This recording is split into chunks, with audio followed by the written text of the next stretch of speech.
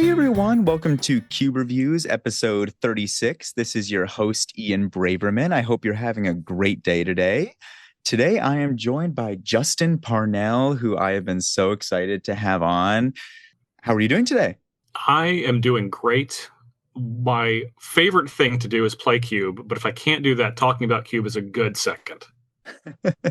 And you're very good and very qualified about talking with Magic and Cube. I mean, I'm going to read off some of your accomplishments here. I mean, you helped lead the CubeCon commentary team and build the event, started writing articles for Cube in 2009 for 4 years. And then I love watching Commander Versus, and I still watch it. Hosted the 540 Cube podcast, also over a decade with Star City Games, and a very good Magic player, having gotten second place at the 2017 July SCG Legacy Classic in Atlanta, and fourth place with Sultai Delver at the SCG Team Constructed Open. I'm a bit over the hill now. I would consider myself retired. I think COVID really knocked out any of the fire that I had left to play competitive Magic. But, every now and then I can still get myself going to play some things that aren't Cube. What was your favorite constructed deck ever? Was it Sultai Delver? My favorite constructed deck ever is probably Jund from Standard in 2008. Even though I didn't ultimately win anything notable, no major tournaments with that was probably my favorite deck. But the deck that's won me the most money is definitely Delver, just in general, Delver of Secrets. I've done quite well with Delver in Legacy, basically since it was printed until about 2019. So I've won several tournaments, including winning a Black Lotus at a Legacy event. I think I top eighted about 6 or 7 SCG Classics with Delver and Legacy overall. So Delver is my go-to that has put me in the top 8 the most by far. So did you destroy everybody at Uber Cubathon? I did top 8 at Uber Cubathon last month, and then proceeded to draft the worst deck that I had drafted this calendar year. Oh, no. Easily. Now, and it's because I'm retired from playing competitive Magic, so that was hour 9 to 10 of playing Magic in a row, and I don't have that in me anymore. Younger Justin, that's when he's just getting revved up. Man, I'm knocking down 40, here in a second. So I don't have hour 8, hour 9, hour 10 to play competitive Magic. So I just gassed out and laid an absolute egg in the top 8. But you know what? I felt good. Top 8 was my goal. I accomplished that. And then I was kind of playing with house money from there. Hey, that's awesome. I mean, I've definitely done pretty poorly in some top 8s or late in events. I was 6-0 in the All Will Be One sealed pre-release at MagicCon Philadelphia. And then I lost my next 3 rounds. I just played so bad. I have been there. I was, this would have been in 2018. I was 6-0 in the Legacy champs, Legacy, North American champs. Was in 3rd on Breakers. It was a 9-round event and lost my last 3 to get 33rd place for 0 prize after starting 6-0. Yeah. Oh, no. And then the next day, I got 9th in the Vintage World Champs. Oh. Yeah. Oh, no. That was both a successful weekend when you look at it from a really top-down standpoint, and a really unsuccessful weekend when you look at what could have been. Yes. And of course, you've been on a wide variety of Magic content, guesting on multiple Cube podcasts, or of course the 540, but give us a short rundown of your history with Cube. I mean, I know you've been doing it for a long time, starting writing articles in 2009. I first played Cube in 2008. It was in between rounds at a PTQ in Richmond, Virginia, which ironically is the city that I live in now. At that point, I lived in North Carolina. So it's been, what is this? 17 years that I've been Cube drafting. I loved it instantly because I love Limited just in general. Limited is my favorite way to play Magic. It's my favorite way to play most TCGs, actually. From the moment that I played it, I knew that this was something I was going to really put a lot of time and effort into. And then probably 6 months later, had my own Cube built and ready to go. I think right when Conflux came out is when it put the finishing touches and drafted it for the first time. And, really just been super into the format from there. And at this point, a lot of people that are younger kind of look at me as a figure that has been around a long time and is respected in the Cube community, which I really appreciate and feel like I have made a positive impact. But ultimately, at the end of the day, I'm really just someone who loves Cube and has just been talking about it for a long time. Like that's really what I feel like I am contributing to the Cube community. Is I'm just someone that's super passionate, that's always going to have the formats back. I want to promote it from an event standpoint. I want to promote it from a design standpoint. I want to promote it from a publishing standpoint with Wizards. Like I've talked to them about some stuff, and my article series at Star City Games was called Cubers Anonymous, with the goal of trying to get as many people addicted to cube drafting as possible. So it's been a long road for Cube. I'm still fortunate enough that I get to Cube draft once a week. Every week, Thursday is kind of my night. We've built a Cube community in the last 2.5 years that I lived in Richmond, that we now have 2 Cube nights, one on Tuesday, one on Thursday. I can only make it out to one, usually on the Thursday one. So I get to do that every single week. I have 3 Magic cubes myself. 2 of them are really good. And then I have a third one also that is below my standards, but we're working on it. And it's just something that, even though I don't have time or too much desire to play Magic outside of Cube, my passion for Cube is still incredibly strong. And it is the only Magic that I play at this point. I played exactly 1 tournament of Canadian Highlander last year. Didn't play any other Magic. Didn't even play in any pre-releases. Have not played in a single game of Magic that is not Cube Draft this year. I'm good with that. I'm satisfied with where I've landed. That's so awesome. I think that your positive energy that you've given to the Cube community over the years has worked. I don't think that there's any Magic community that I know of that's so nice and so friendly and welcoming to others. So I thank you for your service you've done to the Cube community. Well, thank you for continuing to carry this torch. I mean, you are contributing quite a lot yourself now. So don't just pat me on the back. You're really doing the heavy lifting at this point. And man, it's way more effort than I was talking about. When I was writing articles, it was just the literal bottom of the barrel of like what the most basic things was, because there were like 6 people writing Cube content, or maybe 10 people making Cube content in total at that point. So you got a lot more competition and work cut out for you now. So I appreciate what you're doing. Oh, thank you. And that's so awesome that you have your twice a week Cube meetup. I say it every week, but if you happen to be in the area of Avon, Connecticut, come to Games IRL. It's my local Cube group, and we're always looking for new Cubers. On Saturday, we had somebody finally show up and say, I listened to the podcast. I want some Cube. And I was so excited. Yes. That's the dream right there. Yes, it worked. I can go on happy now. Right. And right now, currently, you are the sales and marketing director of Americas for Equinox, the creator of the card game Altered TCG, which you told me before we started is based out of Paris. Tell me about that. So Altered is a new TCG. We launched our first set last September. And actually, by the time you hear this, our third set will be released, which is Whispers from the Maze. It came out on June 6th. So Ooh. Right on the corner for us, but with time and things happening a few days ago, by the time you listen to this, if you're listening. This will be coming out in like 4 weeks. 4 weeks? Okay, last month. Look at you, so far ahead. I appreciate that. Yeah, so last month in June, or whenever this is releasing, Whispers from the Maze, set 3 of Altered. And so my job is I am responsible for most things in North and South America. I deal with retailers and distribution and marketing, which includes both like advertising and event marketing. So making sure that we are present at conventions and things like that.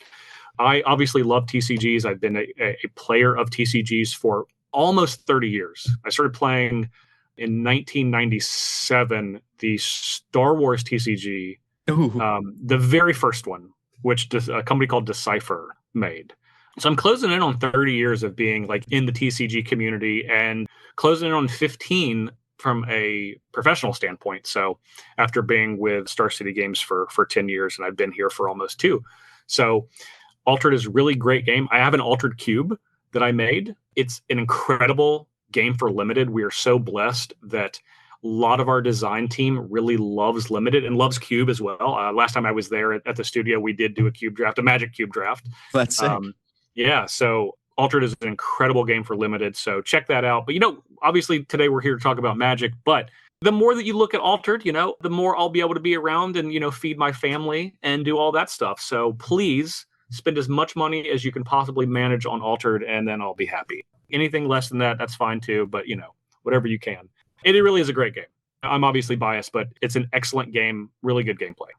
Yeah, I mean, I hadn't heard of it before doing some research for the show, but I'm definitely going to check it out more. And all the listeners at home, go check out Altered TCG. And what are some of your hobbies outside of card games? I would say that I am definitely a gamer at heart. Not much of a video gamer, but I do play a lot of board games. Outside of TCG, I play a lot of board games with friends and family. My entire family we're a board game family. So my partner, my kids, our extended family. Outside of gaming, I'm a big basketball fan. So both college basketball and NBA. So NBA finals are going on right now. At time we're recording, I think the first game is tomorrow. But by the time it comes out, it'll be done. And most likely, the Oklahoma City Thunder will have captured their first NBA championship. But I hope that that's not the case. Hopefully the Pacers win. But we'll see. We'll see. So, but yeah, those are really honestly the kind of the two big things. I'm also a big Marvel Comics fan. Oh, I love Marvel. Yeah, me too. Me too. This is my childhood dream is that it's such a gigantic property now. Specifically, I'm a huge X-Men fan, have been for my entire life. So in my office, I have just a ton of posters. And so that's been kind of a lifelong fandom for me. So any time that you see me, that you want to talk about something that's not Magic, that's still nerd related, Marvel, I'm on it. Comics, games, otherwise, movies too, but that's kind of, everyone's in on the movies now at this point. So are you excited for the Magic crossover? Yes, I am. I don't know how much money I will spend. Had it come out about 3 years ago, I probably would have spent enough to take out a second mortgage on my house. But fortunately for me, by the time we get to it, Spider-Man comes out at the end of this year. I will probably be largely divorced from spending a lot of money on Magic, but we'll see. I say this now. As soon as I start seeing some of these cards, I'm like, all right, well, maybe I'll get just a box. And you're gonna get a borderless foil ripple treatment like Spider-Man, and you're gonna be like, I'm right back in. Yeah, I know. I would say a medium Spider-Man fan. I do love Spider-Man. I would expect that Daredevil is going to be in this set also because he's a street level character, and I think we're going to see a lot of street level characters in the Spider-Man set. So when I see a Daredevil, then I'm going to be like, I think you got me. You probably got me. I'm back. Magneto is my favorite Marvel character. So undoubtedly, whatever the dopest Magneto is, I'll buy that single. Absolutely. And today we're talking about a really interesting topic that when I thought of this topic, I was like, ooh, you are the perfect person to talk to. We're talking about distinguishing between designing a cube for your local play group, like people that you play with every week or regularly, compared to designing a cube specifically for being played in a larger event. And you have a lot of experience with that, of course. I mean, as we mentioned, you designed the SCG Con 10K powered cube event, Cube 2018 and 2019, also the Pauper Player Cube in 2019. You definitely are the person to talk to. And there definitely are some differences. It is a tricky thing to manage because while we're really in the period where people have expanded their mind on what a cube could be. Before we started recording, we were talking about different versions of cube. We were talking about micro cubes and like a PyGal cube. And that's great, but it sometimes is not as great when you're looking at accessibility. And accessibility goes a lot of different ways. You know, it's not just players, but sometimes it's viewers and sometimes it's people interacting with the event. So there's a lot that goes into it in making this distinguishing factor between what a cube maybe should look like if you're putting it in front of an unknown group versus what a cube looks like with your buddies at your house on Saturday night. I totally agree. In the world of cube, as I've talked about a lot on my podcast, there are so many more unusual and interesting cubes that are coming out and being seen at events. But very often you see in the top 8 of cube events a power list. Mm-hmm. It's just what people expect. It's what people are comfortable with. When people are playing for $10,000 or when they're playing for a CubeCon ticket, compared to playing for free with the buddies on a Tuesday night with some drinks, people have a different mindset. I mean, of course, people are going to go in with a more competitive mindset, and some cubes can be a little scary to draft when it's for a big prize. Like if it's a cube with a lot of rules changes, or if it's a cube that maybe has some strange archetypes built in that can be uncertain whether or not those are going to fully function. When I'm going to a cube event, I often go for the more conservative cubes, like a legacy cube or something that I feel I understand more. Yeah, I think that familiarity is really critical for people. Cube at a high level, because when we're talking about like a SCG 10K cube draft, or when Wizards did the Invitational, that part of that was cube draft, or when you have something at like a Magic Con Vegas that they had a high profile cube draft, you are looking at an event that people prepare for in ways that are highly unusual to what a Magic player would normally prepare. If you're playing constructed, you are able to play your deck, understand the metagame, and kind of have a mastery over what you're going to be doing when you're playing in this high profile event. If you're playing limited, retail limited, so we'll say Final Fantasy, which just came out.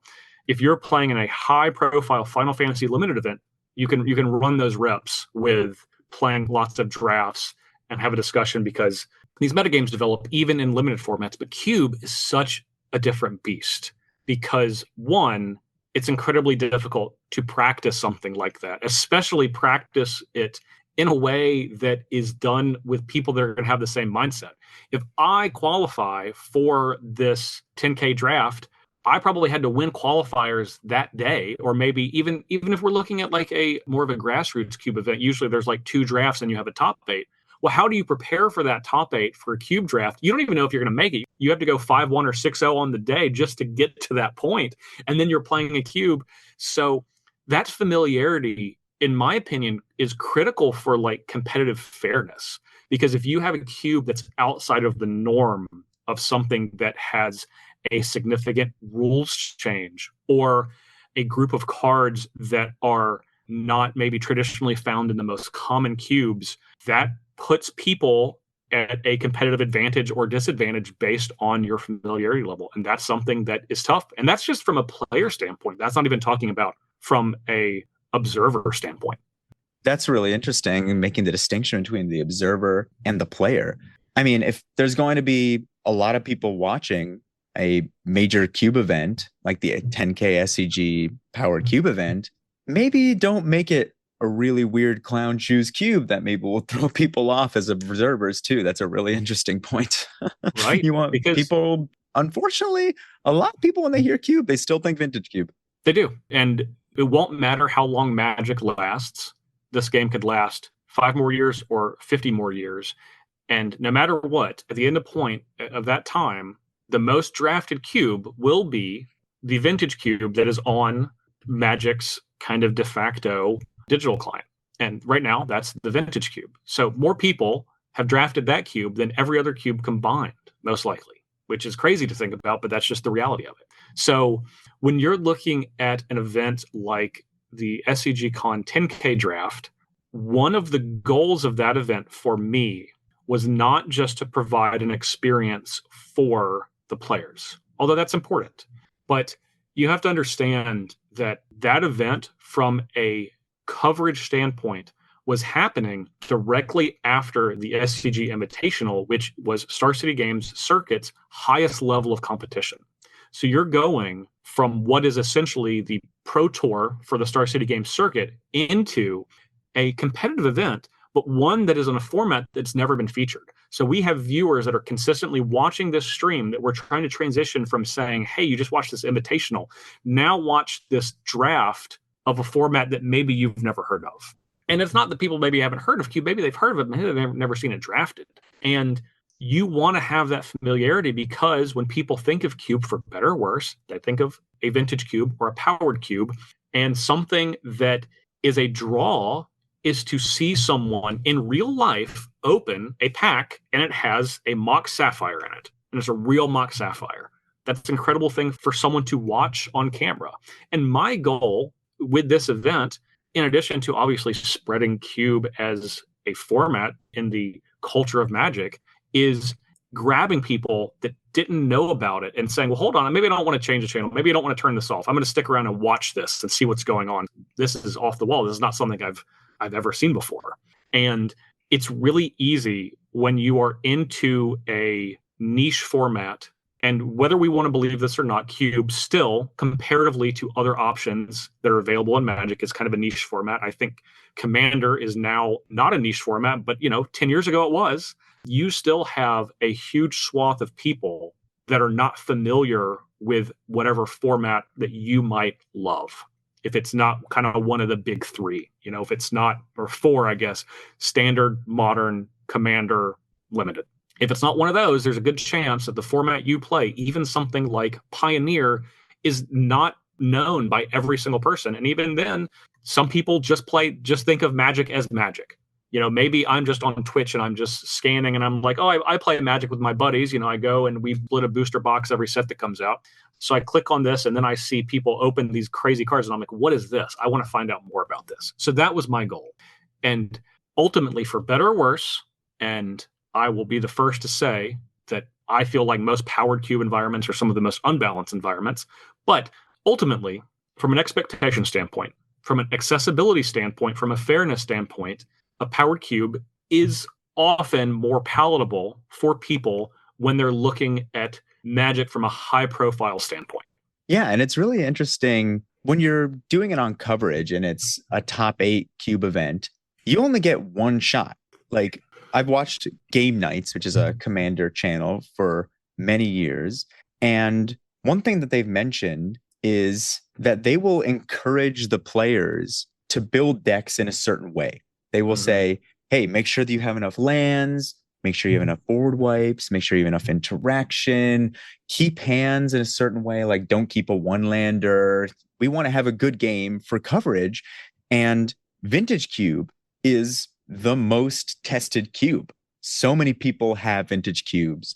The Magic Online vintage cube, like you said, has been drafted probably millions of times, compared to a cube that I came up with that might be like my Proliferate cube or my Rakdos cube or something that my Playgroup has played. And it's, I don't know, maybe the cube has been drafted 20 times in total, but compared to something like that that's so polished, it's going to have a lot more rough edges. So when you only get one shot at showing a wide variety of people, hey, this is what Cube is. I hope you like it. You might as well make it something that's trusted and is most likely to give a good perspective to these people who are watching and to the players who are in the Cube. If it's for $10,000, I would want something that is trusted, a format of Cube that is well balanced. Like you said, Vintage Cube is not that most balanced format, but like well designed and has been iterated on for so long. Right. Yeah, it's familiar. People know what to expect. They go in, they're like, most of the cards that I see, I've seen this card before. I'm not going to have to read a ton of cards for the first time that I've not played with. I know how these games are generally going to go. You have an expectation that is being met.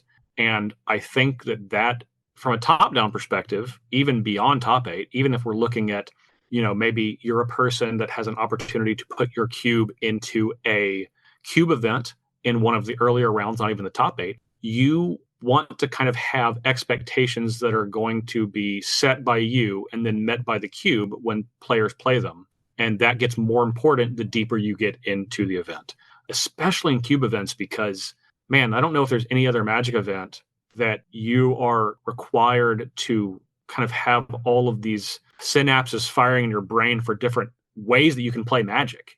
So in the Uber Cube event, last month that I played in 3 different Cube drafts that were all wildly different. The formats and the cards included were all wildly different from each other.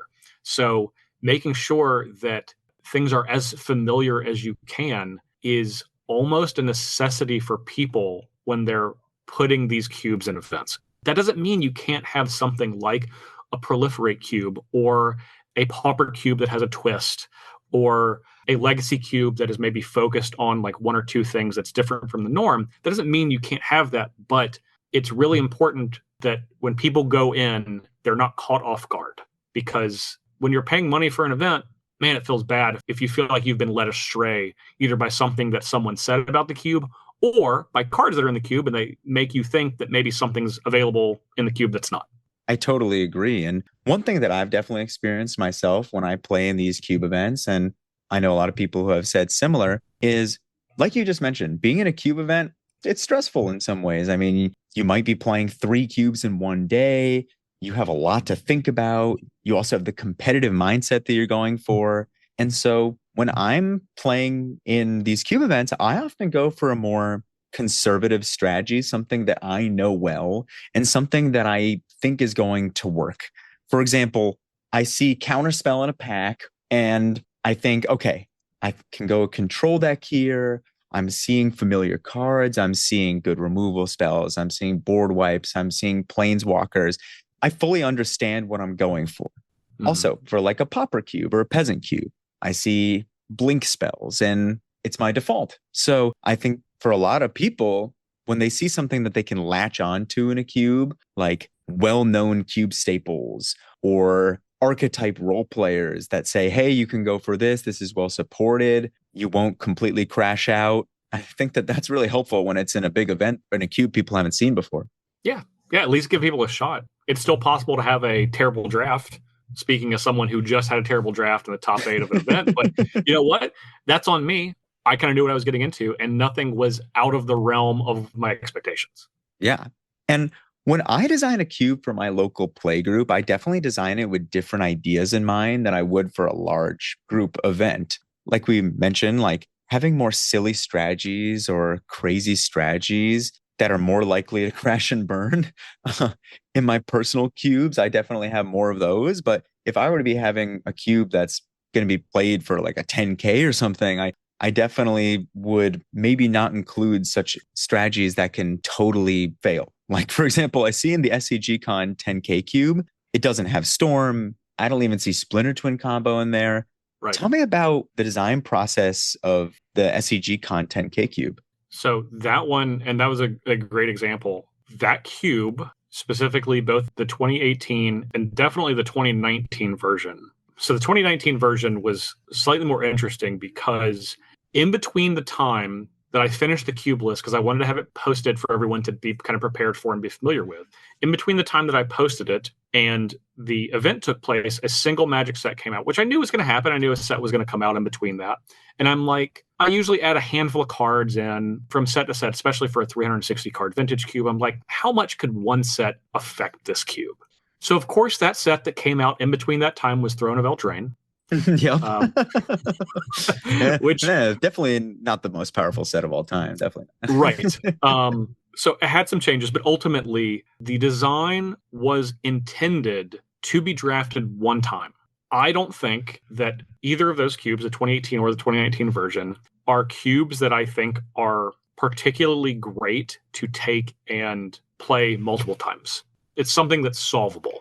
It's as basic as you can possibly have because, again, part of the goal was making sure that it was accessible to the widest possible audience, both from a player standpoint and a viewer standpoint. And kind of by the nature of it, I kind of had to test that cube. And fortunately, I had a group of about 10 people in the Roanoke area, which is where I lived at the time when I worked for Star City Games, that agreed to test that cube with me both of those years and kind of put it through its paces. But the goal was always a singular time this is going to be drafted, can be solved, and then we can move on from it, which is not something that I've kind of done with any other cube before that or since then. It was an extremely interesting process to do because I found myself thinking about it wasn't trying to make the best environment. Like it wasn't trying to get things as interesting as possible because I always like to kind of have levels in my cube design. Like if you're playing this cube for the first time, you can see some stuff, be familiar with it, draft that. But if you're playing the cube for the 5th time, you maybe uncover some things that are a little bit deeper. Cards have a different value than you assume drafting it the first time. And then you draft it the 10th time and you have a much better understanding. And that just wasn't something that I was trying to be focused on with that cube. A really good example was the card Mental Misstep. I included the card in the cube, knowing that this was going to be an extremely powerful card in that cube.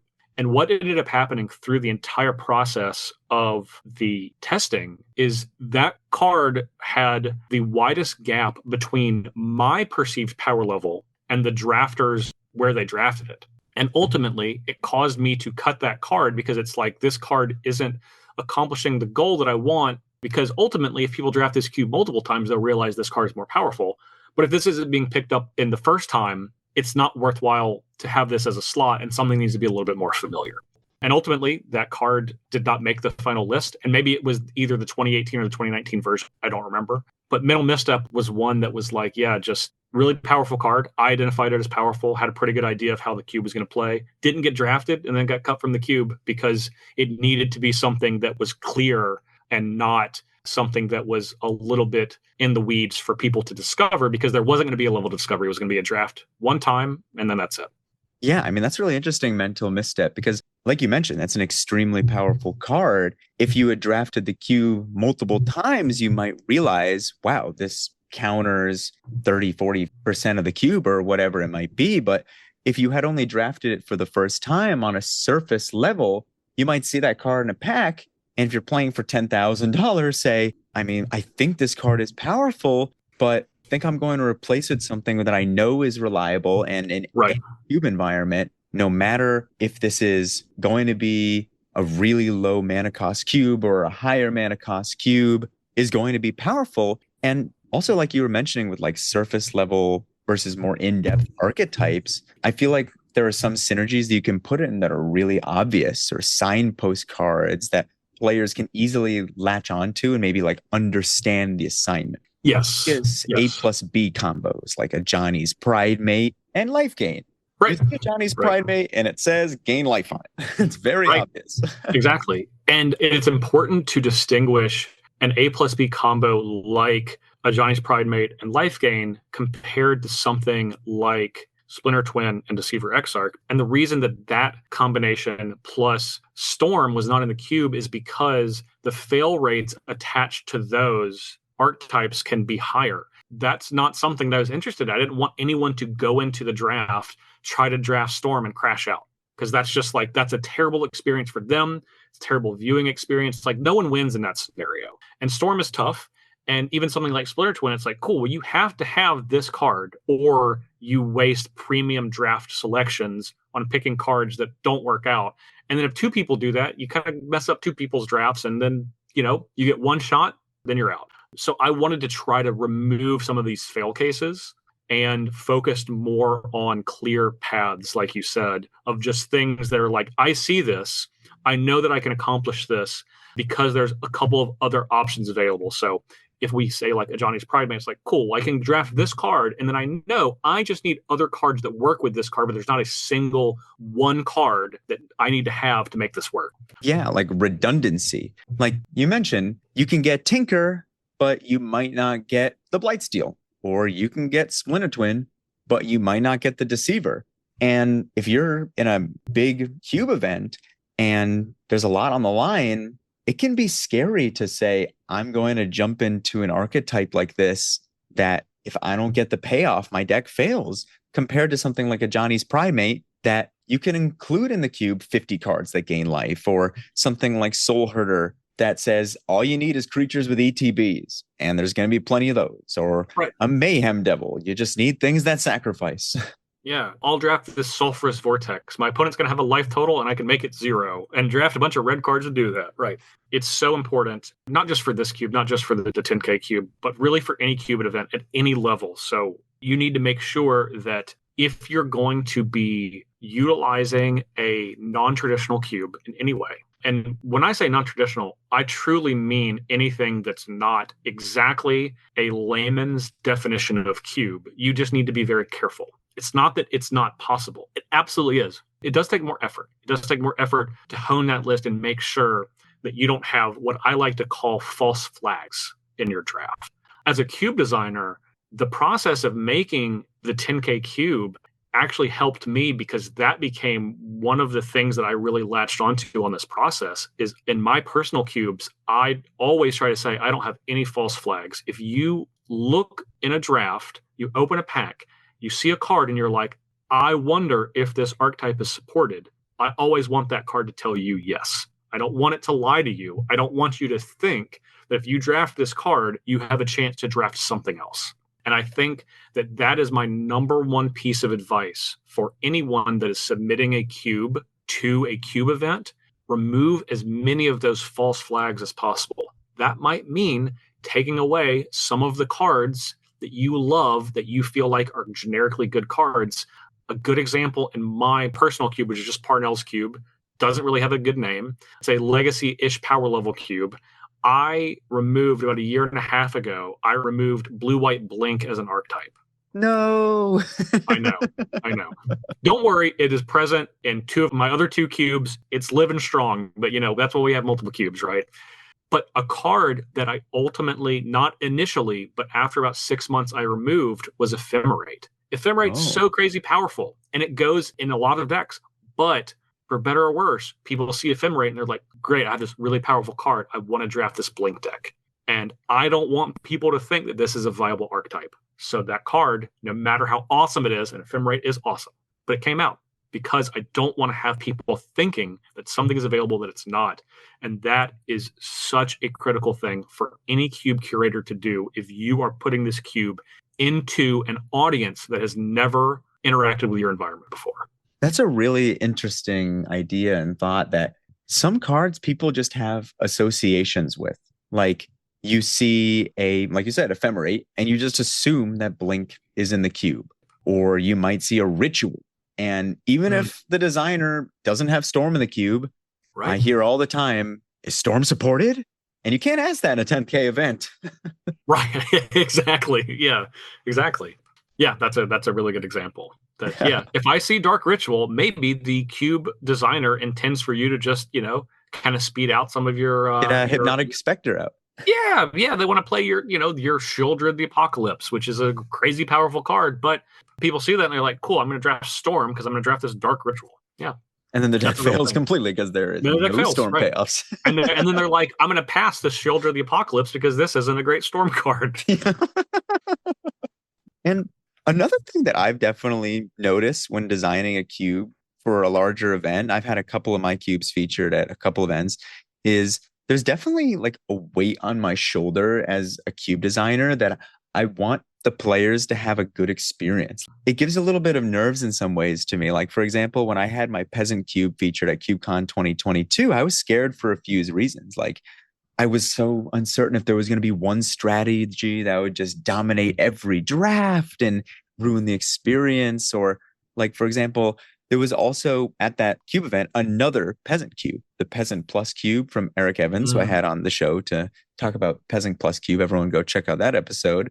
But to be honest, that cube had such an interesting hook, being a Peasant Plus cube with rare lands, that I felt like, oh, mine's just like a normal, boring peasant cube. Right. Who's going to want to draft mine? And like, I was also afraid, like, when I had my Proliferate cube at Cubapalooza in Boston, I definitely was nervous that the cube was going to be too complex and players weren't going to be able to find the strategies that I put in, because that cube has a lot of cross synergy and a lot of weird stuff going on. And I did see multiple just like 4-color stuff decks, which made me question like, oh, were players confused and not able to find a coherent strategy in the one draft that they saw of that cube?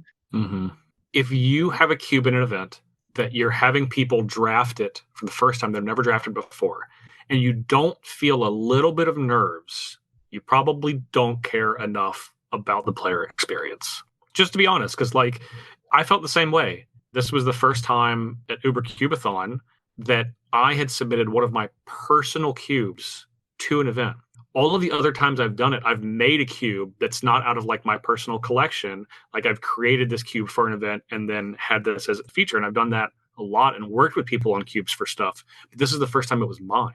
And man, let me tell you, when it got time to do my draft, my focus was like, man, I hope everyone has a good deck. Like just has a fun deck. Like that's all I wanted. And ultimately, your Proliferate cube that you were talking about, you're looking at it from a design standpoint and you're like, I see so many 4-color decks. Maybe all of my design goals didn't come across in the way that I want it to. But if everyone had fun and was like, I really liked this cube experience, you've ultimately done your job, even though as a designer, you're going to be harder on yourself and say, okay, there's some sharp edges that I need to file off a little bit to get this in a better spot. And that's kind of one of the best things about these events is you get incredible feedback if you know how to get it from people that you would never have a chance to get it from. So as long as people have a good time, you've kind of done your job. Even if you haven't done your job like as a designer in your eyes, because that happens to me too. It's like, we get in the mode of after every draft in our local crew in Richmond, everyone takes a picture of their decks and we have a deck list channel in our Discord that everyone posts their decks in. Yep, that's a great thing. Yeah. So the designer of the cube gets to have however many decks were drafted. And you can kind of then go through on your own time to dig through and think about it. But as long as people have a good time, no matter what, the best thing is like someone went 0-3 and they're like, I love my deck, I had a great time. You've won. You've done your job as a cube designer. Even if they didn't win, because there's not everyone's going to win, and this is just competitive magic, you're going to have someone go 3-0, you're going to have someone go 0-3. This is just how it's going to work, right? But as long as everyone feels like they had a good time and they didn't get tricked in the draft, ultimately you have done what you needed to do as a cube designer to the level that you needed to for an event. I think it also comes down to what your cube is advertising. Like, for example, if your cube is advertising itself as a high power, competitive legacy cube, people who want a balanced, powerful game that they feel that they can do really well in and spike the draft at a cube event are going to be drawn to that cube. The people who really want to get into the top 8 and they feel like this is going to be a well-designed cube, compared to if your cube is a cube where everyone drafts a 15 card deck and you start at 3 life like my Bolt cube, that is probably going to be advertised and pull in the people who are maybe going for more just, I want to have fun at this cube event. So I think it also depends on what you're promising the players and expectations you're setting before they even draft the cube for the first time. I think that's a great point. And you're totally right. Whether that is the name of the cube, whether that is the description of the cube, whether that's the archetypes that are made available in the cube, the experience needs to match the expectation. That's critical. You're 100% right on that. Couldn't have said it better. Awesome. And Justin, I want to jump into a pack one, pick one here of Parnell's cube. How about that? Oh, baby. Okay. Love it. This is the cube that I've actually broke this cube down and rebuilt it after the 2019 SCG Con cube because of the things that, like I said, that I had learned from that experience over those 2 years. But this has been my main cube for 6 years strong now, and I love it quite a bit. So let's do it. And let's not only focus on the pack one, pick one, but I also want to focus on what cards in this pack maybe would you not include in an event that was for $10,000. Okay, sure.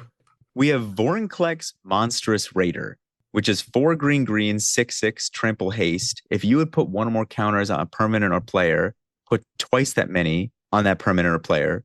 And if an opponent would put one or more counters on a permanent or player, then they put half that many.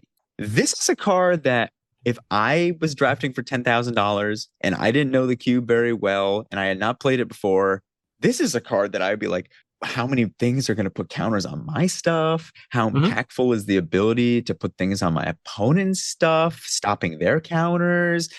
You would be a little wary of this card if I saw it in a pack. What do you think? Yeah, I think so. Vorinclex, as you've identified, of course, the text on it is not irrelevant. So this cube, my cube, is quite aggressive. So a 6/6 trample haste for 6 is definitely a playable card in a mid-range green deck as a finisher. There's a very heavy counters theme, like +1/+1 counters theme throughout the entire cube. So that comes up quite a lot. If you don't kill them with Vorinclex by the time you play it and attack with it, which I would say happens 90% of the time that card is played, you are going to be able to untap and probably kill them on the next turn because of the ability that's on it. So Vorinclex is not a high pick. It's probably like a last 5 cards generally, but it is also converts into decks pretty regularly. And the reason that it's such a low pick is because decks don't have many cards that cost 6. And that's pretty consistent for all decks. Totally makes sense. And this pack is funny because it has 4 triomes. Oh, wow. Okay. We have the Temur triome, the Naya triome, the Esper triome, and the Grixis triome. I mean, 3-color lands are pretty powerful. If I was in a $10,000 draft, I might say, if this pack is not very good or speaking to me very much, a land is always good. And there are fetch lands. Yeah, there are. Yeah, and triomes are good. I'll go back to what I said before. This is a very aggressive cube. So the fact that you have a land that always comes into play tapped, no matter what, is certainly a drawback. There's no question. You should be expecting to be attacked in the first 3 turns of the game or be attacking in the first 3 turns of the game 100% of the time. It is very rare you have a matchup where that does not happen. So having a triome is great fixing. It's excellent. However, there is a cost. Speed is the cost. The cube is significantly more aggressive than it looks if you look at the list. And that's always the very first thing I say when I do kind of my like 2-minute spiel to tell people that are new to this cube, saying, hey, this cube is way more aggressive than it looks. Be prepared for that. And then we also have Raucous Theater, which is the black-red surveil land. And it's a great fixing land, but it also enters tapped. But you get that surveil, but... It does, yeah. So similar idea. Definitely. Yeah, similar idea. I think that in most cases, in a pack 1 situation, I would probably take a surveil land that was in black or green over a triome, because black and green are the colors that care about graveyard synergies pretty heavily, and those surveil lands are quite good. Obviously, there's great everywhere, but they're specifically good in those 2 colors. So that's not a bad one. That's not a bad one. Of the 5 cards the 6 cards you've said so far, that would be my pick from those 6. And then we have 2 interesting cards in this pack that if I were in a 10K event, there's Blood Artist, which is an aristocrat, and Bastion of Remembrance.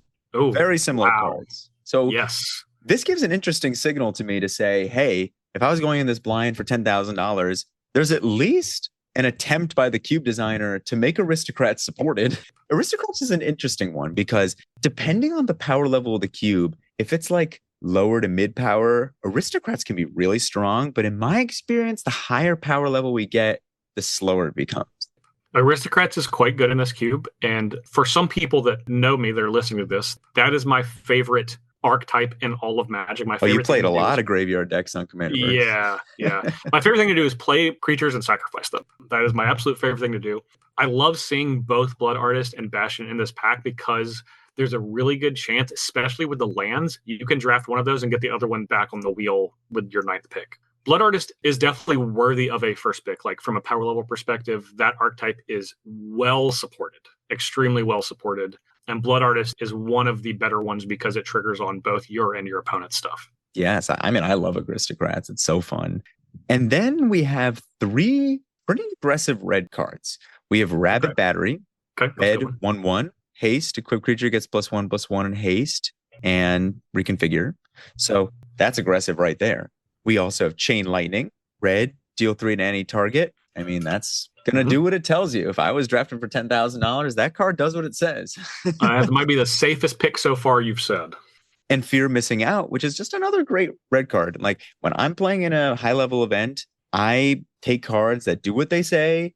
They're powerful on their own, and they can also fuel some strategies. Like Fear of Missing Out, it rummages. It's a 2/3 for 2. And it also has Delirium that you can get some extra combats. That's pretty interesting. Yeah, I think something that I'm looking for as a player for a cube draft with a lot on the line is a high floor. And both Fear of Missing Out and Chain Lightning have extremely high floors where those cards are going to convert into your deck almost 100% of the time. And really, that's something that's critical to me because, like we're talking about Blood Artist, it's possible to miss. You know, maybe someone beside you, the person to your right, opened another card that's great in that deck. Maybe they open Goblin Bombardment and they take Goblin Bombardment, and then you draft this Blood Artist thinking you're going to get back Bastion. It doesn't come back. Where Fear of Missing Out and Chain Lightning both, if you're playing red, they will make your deck no matter what. So even if they're not the best cards in your deck, it's such a safety pick that it's like, this is always going to convert. I'm never going to miss on this card. And it's going to be able to be a competent player in whatever deck I put together. Yeah, I totally agree. Like, a mono red aggro deck that you get Chain Lightning, Lightning Bolt, Fear of Missing Out, Rabid Battery, you get all the best stuff. Yeah. Is also going to be very powerful, where even if a Blood Artist Aristocrats deck, you get everything and it's perfect, it can be very powerful. One, there's uncertainty, like we mentioned, of how powerful it will be. Compared to Chain Lightning, you know what it's going to do. Mono red ends up not being open. Just a great card in many strategies. And then we have Scavenging Ooze, which is 1 to green, 2/2. Pay a green, exile a card from a grave, and if it was a creature, you gain a life and put a counter on it. I mean, this card does what it says. It's grave hate, which can be very nice in a higher power cube. It grows. It can be good in aggression. This card fits into a lot of decks. Yeah, it does. The life gain's also not irrelevant, as mentioned for the other reasons before. Yeah. And then we have Nettle Cyst. That one's interesting. Mm-hmm. 3 mana equipment, living weapon. Equipped creature gets +1/+1 for each artifact and enchantment you control, and equip 2. This card, if it's supported, is so powerful. If there's an artifact deck, this card slaps. It does. So the 2 primary themes of this cube that are present through the entire cube is graveyard synergies and artifact synergies. So there's a very high clip of artifact cards and cards that care about artifacts in this cube. I'd like to tell people that artifacts run primarily through white, blue, and red, and graveyard stuff runs through black and green. You can always play artifact decks that are in black and green as long as you have one of those other 3 colors, and same with graveyard decks as long as you have one of the other 2 that is supported by those. So Nettle Cyst is a banger. It is absolutely first pickable worthy. And especially when, so far, we haven't talked about any other artifacts. There's lots of artifacts in this cube, so I'd be surprised if that was the only one, but it is certainly possible. And if that's the case, you're sending a really strong signal of not passing any of those artifacts through. Yeah. Like you said, there's not many artifacts in this pack otherwise, so that's a great pick, I think. And also, then we have Delighted Halfling, which is just power creep on a creature, which is a 1/2 for a green. That taps for a colorless, and then you can tap it for any color for legendary spells. I mean, this card... my least favorite card, Bowmasters. At least this card survives, but it's the mana dork that sees all the play these days. Yeah, it is exactly what it seems. And then Repeal. Blue and X. Return target non-land permanent with converted mana cost X to its owner's hand, draw a card. This one's interesting because Repeal is not an extremely powerful card, but it's very consistent. It's interaction. It's cantripping. It's the only blue card in the pack. So that's an interesting one, too. Yeah. Repeal is actually quite good in this cube. This is, I think, the best example of a card that if I was having this for a large top 8 event, maybe that is going to be people that are just unfamiliar with the cube. Repeal might be one that would not be included because it doesn't seem as powerful on first glance. Maybe you're like, I don't know what the curve of this cube is. Now, Repeal in this cube, I can't tell you the last time I've seen it cast for more than X equals 2. You know, usually it's X equals 0, 1, or 2. It's another one, kind of like Vorinclex. It's like usually like last 5 cards in the pack, but makes decks a very high percentage of the time. Because it's like one of those last like 5 cards that you're putting in your deck, but it plays a role. Cube is very aggressive. You need early interaction. So Repeal is very good, but it's one that when you see it, you're like, I don't know how this cube functions. So I'm not going to pick Repeal because that's so critically important to how this card works because it's interaction. I need to know what my opponents are doing to know how I need to use my interaction. So what is your pick from this pack? Nettle Cyst for sure. Okay. Yeah, Nettle Cyst for sure. I'm slamming that down. For context, I think that if I had a pack of basically all of the best cards in the cube, the card I would take first overall would either be Arcbound Ravager or Urza Saga. Okay. Just to kind of give you an idea of how powerful artifacts are in this cube. So yeah, Nettle Cyst is an easy pick for me. There's lots of artifacts. 20% of the cube is artifacts. I actually just looked it up on Cube Cobra, so slightly over 20% is artifacts. So you have a huge amount of the cube and a lot of things that care about artifacts. So I'm taking Nettle Cyst, and that's if like me knowing the cube, like knowing that I can get that. But my top 3 would be Nettle Cyst, Blood Artist. I like taking kind of a signpost card and trying to stake my claim. There's a chance it could go wrong, but if it doesn't, you're going to be in really good shape. And then probably Chain Lightning for the reasons that we discussed. Really high conversion rate, likely not going to be a top 5 card in my deck, but always going to be right in the middle of the pack for power level of the 23 or 24 cards that are going to make my deck. And I'm always going to be happy with it. If I were to be in a 10K event, I'm between 2 picks, Nettle Cyst or Repeal. Okay. I love that. I love Repeal. And I probably wouldn't take Nettle Cyst because of the feeling of uncertainty. I mean, this cube looks great. I know you've been designing for a long time, but it's hard to research this cube. The Cube Cobra description is this isn't a brand new cube. That's right. Yeah. And that's the thing. It's like, it's almost kind of a joke because, you know, when you make a new cube on a Cube Cobra, It says this is a brand new cube. Yeah. And